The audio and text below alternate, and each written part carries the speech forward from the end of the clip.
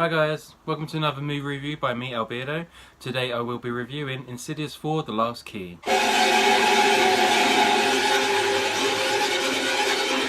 Insidious 4 continues the stories of Elise, the medium from the original Insidious film.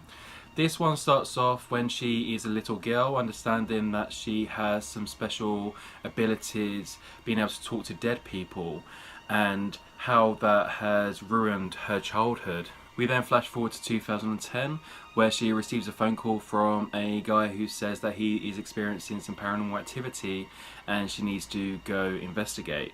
But upon finding out what the address is, she realises it's the house she grew up in when she was a small girl, and going back there and facing those inner demons as well as actual demons is something she has to come to terms with. So this is the fourth Insidious film, and it's actually the second prequel, the sequel to Insidious 3, which was the first prequel.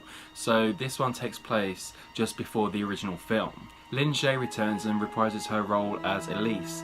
She does a really good job, and she's definitely one of the better things from all four Insidious films. She seems to really enjoy the role as Elise, and this film really has a connection to her past and really shows the struggle she had getting to terms with her powers and how it tore her family apart.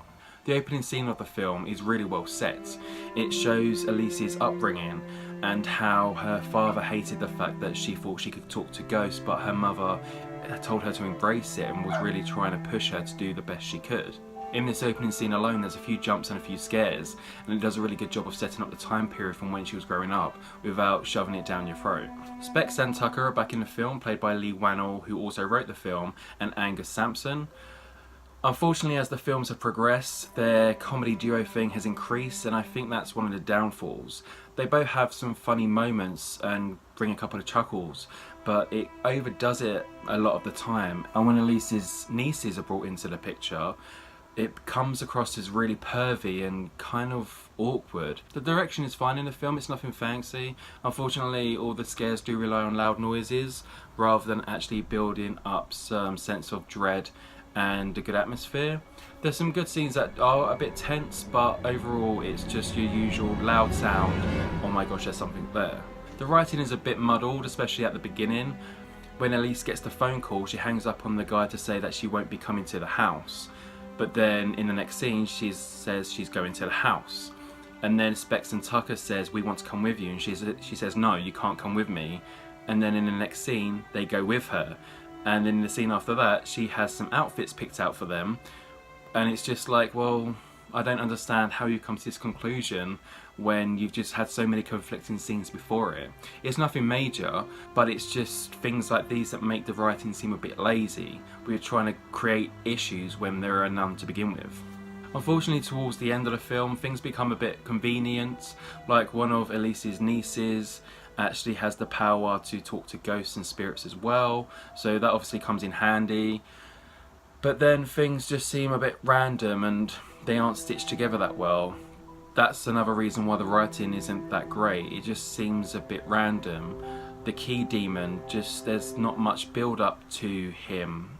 There's no backstory, so you don't know why he is or who he is. So it doesn't really matter in the end, you just know that he needs to be defeated. Also, towards the end, it just gets a bit rushed, like they forgot they had to wrap up the film.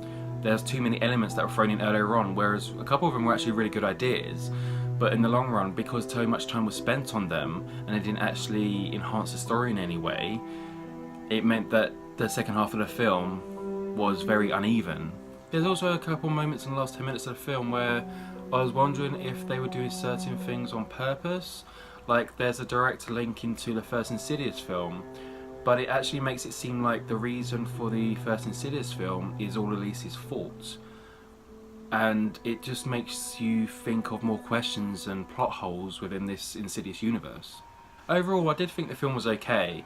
It's got lots of issues, and I probably wouldn't watch it again for a while, but it had some really good moments and a couple of good scenes in there. And if you haven't seen the trailers, then you're probably going to be a lot more jumped than you might be expecting. And for that reason, I'm going to score Insidious for 2.5 out of 5. Thanks for sticking around for another movie review. Give it a thumbs up, comment or subscribe, and you will see more content come from me soon. Thank you.